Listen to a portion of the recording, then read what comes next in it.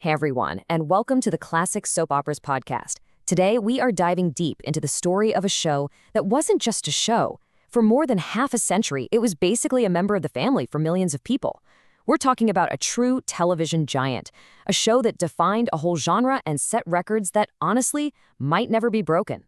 54. Just let that number sink in. For 54 years, a single television show was on the air. It held up a mirror to American life, It became this absolute institution. I mean, think about it. From the black and white TV era of 1956 all the way to 2010, it was just always there, a daily ritual for so many people. And if you thought 54 years was a lot, get a load of this number, 13,858. That is how many episodes they made. Can you even imagine? That is just a staggering amount of stories about the families in this little fictional town of Oakdale, Illinois. It's one of the longest-running shows in history for sure. But, its legacy isn't just about how long it lasted. It's really about how it all started. And this quote right here really gets to the heart of it. This was the philosophy of the show's creator, the absolute legend, Erna Phillips. See, for her, it wasn't just about creating a TV show. She was building an entire world, one that was grounded in the slow, steady, and relatable rhythms of real life. She wanted to make something totally new for television, and boy, did she succeed. I mean, beyond anyone's wildest dreams. Okay, so let's get into it. Section 1, a revolutionary news serial. The date was April 2nd, 1956, and this day, it would change daytime TV forever. Seriously, this wasn't just some new show hitting the airwaves. It was the beginning of a total revolution in how stories were told on television.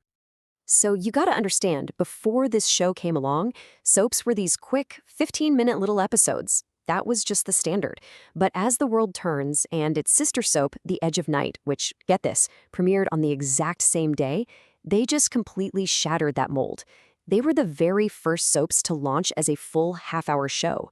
And that extra time, it changed everything. It allowed for a totally different, deeper kind of storytelling. And that new style was called psychological realism. This was Erna Phillips's big idea, and man, was it radical for the time. She basically threw out all the over-the-top, high-flying melodrama that people expected. Instead, she chose to focus on the quiet, internal lives of her characters. The doctors, the lawyers of Oakdale. The show moved at the pace of real life. It was all about conversation and deep character study. It was a massive, massive gamble. All right, Section 2, 20 years at the top. Now, you might think with a slow pace like that, it'd be a tough sell. And, at first, it was. Viewers were a little slow to catch on. But by the second year, that huge gamble paid off. Big time. The show's popularity just exploded, and it kicked off this era of dominance that daytime TV had never seen before. I mean, look at this timeline. It was truly a golden age.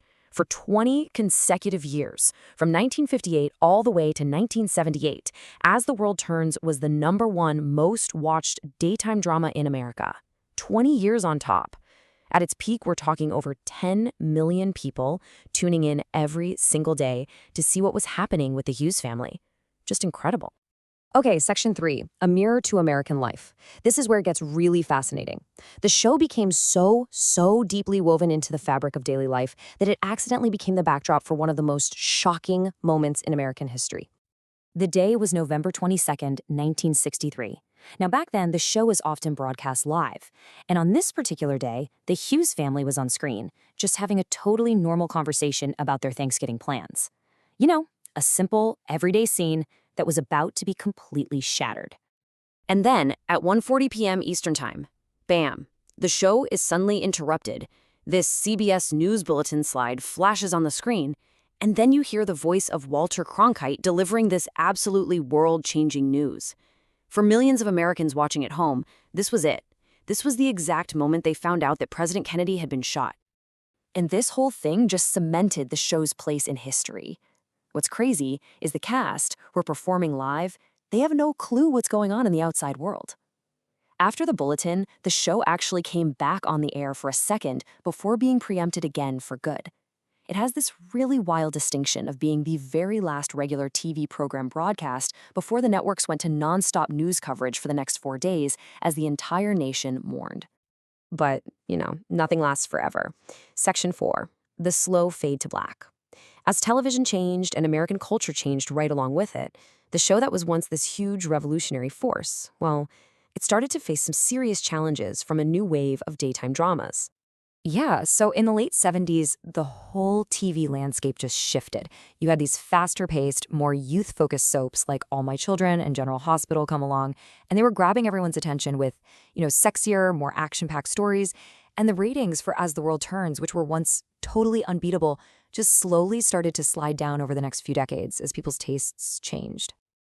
And then, on December 8th, 2009, the official announcement came down from CBS. The show was canceled.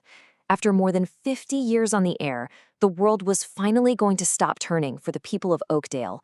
It was truly the end of an era. So, Section 5, final scene.